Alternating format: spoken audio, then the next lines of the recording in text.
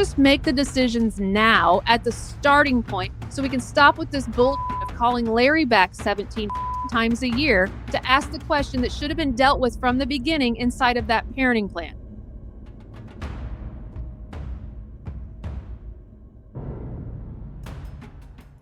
All right, in today's episode, we are going to talk about parenting plan catch-all phrases. And I've talked about these in bigger context in other episodes, but these little prepositional phrases are going to sneak into your parenting plan and you're going to think, oh, those are cute. Those are like necessary. No, they're not.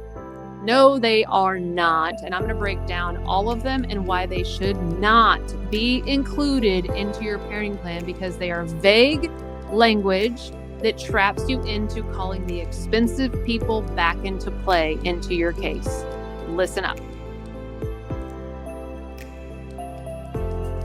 All right, I know in a very early episode, I think really early, like the opening episode, we talked about clauses that can be inside of parenting plans that'll really trip you up. In today's episode, I'm going to talk about 3 specifically that are just little prepositional phrases that really can make you want to explode with just rage when you're trying to make do with your high conflict ex. And the first one is act in good faith.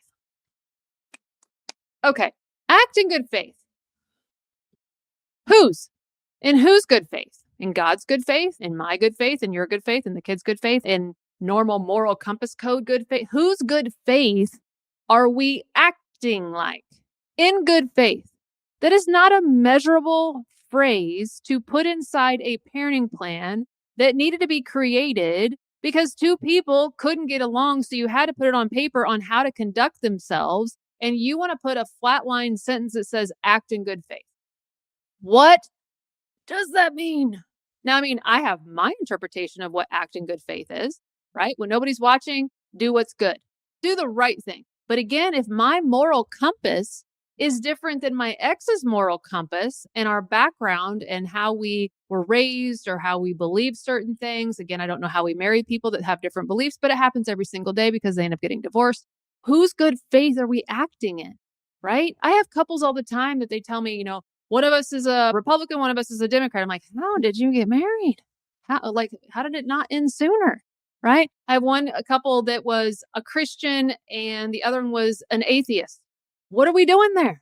Right? So if we're starting out with a far moral compass, if you think divorce is going to come bring you together, you're full of shit. If you think that those 2 starting points being so polar opposite is not going to polarize you even further, yes, that's what will happen. But to act in good faith, what does that mean? I'm not signing something that says act in good faith. I'm not. And I don't recommend you sign something that says act in good faith because it doesn't give any measure. The other one, reasonable notice. Makes my skin crawl just reading it for the 100,000th time because I've read parenting plans galore from attorneys and lawyers, judges, and court systems that say this. Reasonable. The does reasonable mean?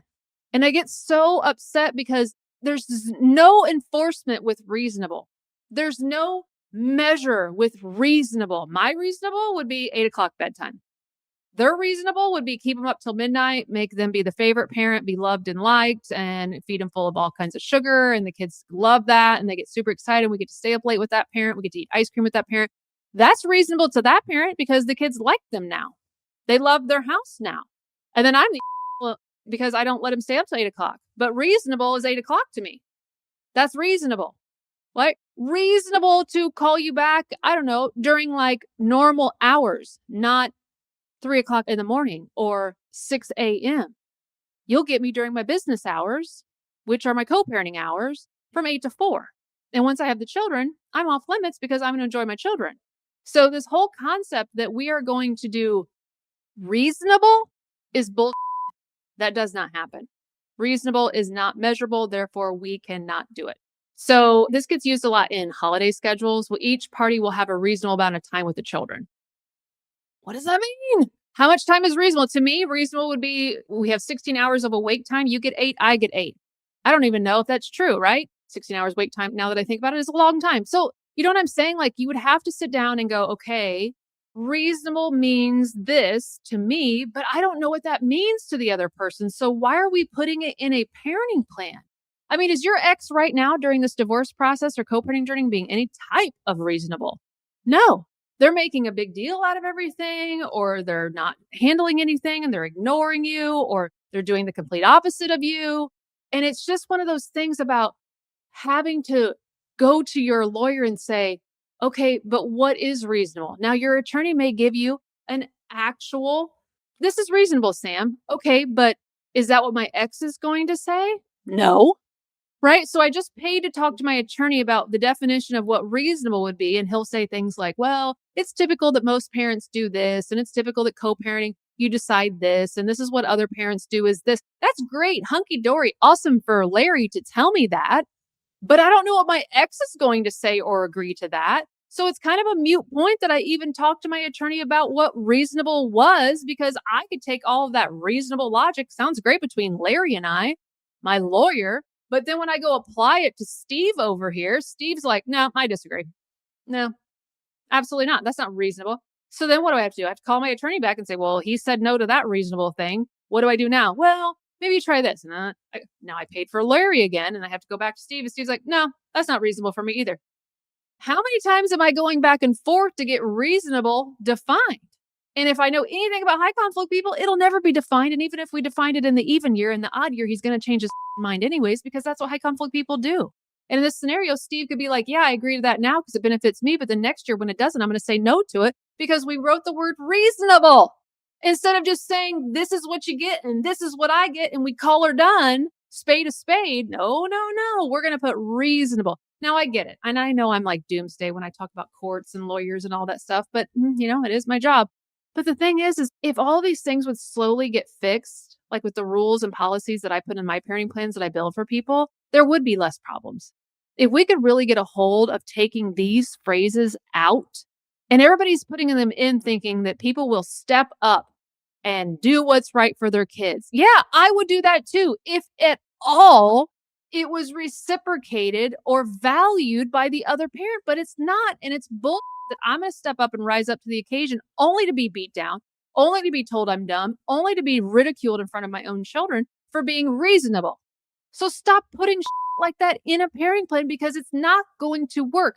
People that have to spend hundreds of thousands of dollars on a divorce are not magically going to just poof, start getting along.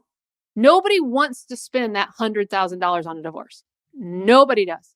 And so if we're spending that kind of money, you better bet that we don't have sucky phrases like this in our parenting plan. We can't, because reasonable means I'm going to spend more money talking to Larry some more to figure out what's reasonable when we should have just put what the actual measure was inside of the parenting plan, like how much time each one of us should be getting. The last one, and the one that I've kind of already alluded to, which is my least favorite, is best interest of child. Best interest of child. Okay, let's dive into this. We're going to throw that in there sporadically when we talk about joint decision making, right? We're going to say parents will jointly agree on all medical decisions and what's the best interest of the child. Okay, sounds great, Larry. But if we morally think different about vaccinations, I think morally against. They think morally for. How the are we, two polarizing ideas, going to come together to write that one down? Best interest of the child would be no vax. Best interest of the child for this parent, vax. How are we going to do that, Larry? And it could be something as simple as ear piercing. And we don't have to talk extremes like vaccinations, but that is a heavy subject that a lot of people need to figure out in their parenting plan. But what about ear piercings? I think it's in the best interest of the child to get their ear pierced. Well, I think it's not. Okay. I think it's the best interest of the child that they get to spend the night with friends. I don't want them having sleepovers.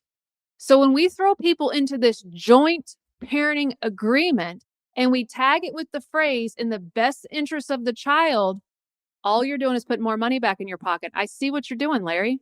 You're making me have to call you again and figure out, and I'm going to ask you, Larry, what's the best interest of the child for this situation? Well, Sam, this is what past clients have done. This is what other couples do. This is how co-parenting, how it could fall. That's great, Larry. Those are great ideas. But how do I get my ex to know that that's the best interest of the child? Because they morally and ethically, or just in their own brain, think differently than me.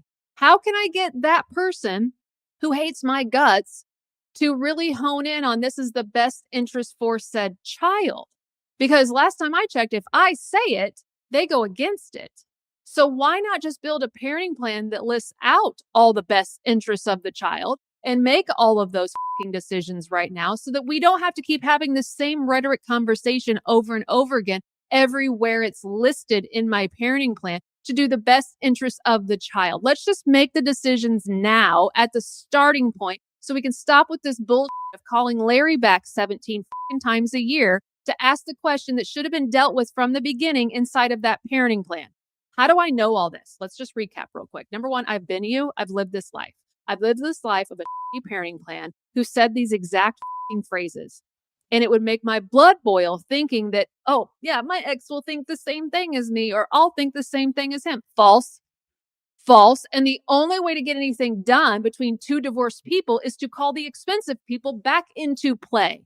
My ex-husband and I couldn't have sat down at a Starbucks and figured this out. There ain't no way. The police would have had to been there within 30 minutes. So our only choice was to call the expensive people again. And to me, they should have just done their job of realizing, man, these people didn't do very well in mediation. Man, these people didn't do very well at going back and forth and trying to discuss this between even attorneys. Man, these people spent 8 days in court spending a load of money with a bunch of witnesses. Maybe we should just write down all the decisions for them so they can just stop. Crazy idea. So to them, that sounds crazy, to problem solve problems. Instead, we're just going to put these vague phrases like in the best interest and reasonable and act in good faith in there just to make it look like we're trying to get them to work. Somebody could have held us down and said, if you don't start getting along, I'm going to do this. I'm going to burn your house down. I would have been living in a tent. There was no getting us to get along. Now, people, I'm just going to tell you right now, if you're new here, I was high conflict. So was my ex. I thought co-parenting was the way to go, which created me to be a high conflict parent because I was pushing the narrative of co-parenting while he was pushing the narrative of hate Sam. Okay. And that's fine. He's entitled to do that. I was just resistant. I really wanted to get along with him. It just didn't work for us. I think you have to realize that some of you are just never going to get along. And that's nobody's fault. It's just the way it is. But attorneys need to get on board with that. And instead of giving you these phrases that make you feel taken care of when you first read it, when you actually go to apply it and use it, it doesn't work. Well, you're supposed to be doing this in the best interest of the child, Steve. He's like, and I think this is the best interest of the child. Me keeping them till 8:00 on a Sunday because it doesn't say what time I have to bring them back on my visitation on Sunday. It just says Sunday. So I'm going to bring them back at 8:00 and no, they haven't been bathed and no, they don't have their homework done. And no, I'm going to forget 4 things that was in their book bag on Friday. And no, I don't have their lunchbox. Yeah, that's in the best interest. Sure. Cool. They don't get it. High conflict people won't do what is in the best interest because it would be in their mind helping you. I wish this for you. I wish you would get on the train that I so bad resisted. I let it blow past me every time it went by. Phew, I'd let it go. I never got on the train. For the first 8 years, I never got on the train. Of realizing it doesn't matter that it's for the best interest of the kids. It doesn't matter that the kids need something. It doesn't matter that the kids are struggling without it. It doesn't matter that the kids would be thriving if they had it. It doesn't matter about the kids to these type of people. What matters is if you think it's a good idea, it's bad. If you bring it up, it's a no. If you want it, it's never going to happen. And that's how their brain works. That's the only thing they see. They don't even see that it could have an ill effect on the kid. They don't care. They don't care. They're oblivious to the domino effect of their no's or their withholding or their truancy or they're going against something. They don't care that it affects the kids. They see it bothering you and they're like, yes, more gas on the fire. Let's go. They love that for them because they know it bothers you. They don't even see, you guys, I'm telling you right now, they don't hit pause long enough on their own thoughts to go, damn, that might have an effect on the kid. God, I hate that. I hate that. But I don't want the kids to feel this. So yeah, I'm going to go ahead and say yeah. I'm going to go ahead and say yes to this, even though I hate that she's the one that brought it up. But the kids really need this. The kids absolutely need this tutoring. Yeah, they've been struggling. I don't want them to be struggling anymore. I don't want them to be going without. I don't want them feeling less than. I'm gonna, yeah, yeah, they need tutoring. You're right. They need tutoring. Yeah, sign them up. Nope. You brought it up. It's a no. I talked about it longer than they've ever thought about it a day in their life. They don't stop to think about the children. They think, how can I Sam? Because that's their moral compass. And again, I didn't get on that train for a long time. I thought if I just do this, just do this, just do this, just do a little dance, they'll stop. Nope. This is who some of them are to their core. To their core. There's nothing that can shake or rattle them into seeing the best interests of the child. They see hatred in their heart, and their hatred for you is more than the love of their children. And that is true for a lot of your listeners. A lot of you listening. That is true. And it's sad. And then you got to self reflect and go, why did I pick such a piece of But you did. We got to get over it. We got to move on. We got to forgive ourselves. And it was supposed to happen the way it was supposed to happen. And you're going to do something magical with it. And your kids are going to be amazing. But these phrases, I'm bothered. I'm worried. I would not advise you to sign. I'm not your lawyer. I can't give you legal advice, but I hope I've shined some light a little bit on why they're problematic. All right, as you heard it, the feel-good language that I talked about does not protect you in your parenting plan, especially in your high conflict journey. Education is what matters before you sign this puppy. And I can tell you right now, the parenting plan that I produce for my clients does not have this kind of language in there because it's unnecessary and it's a waste of ink.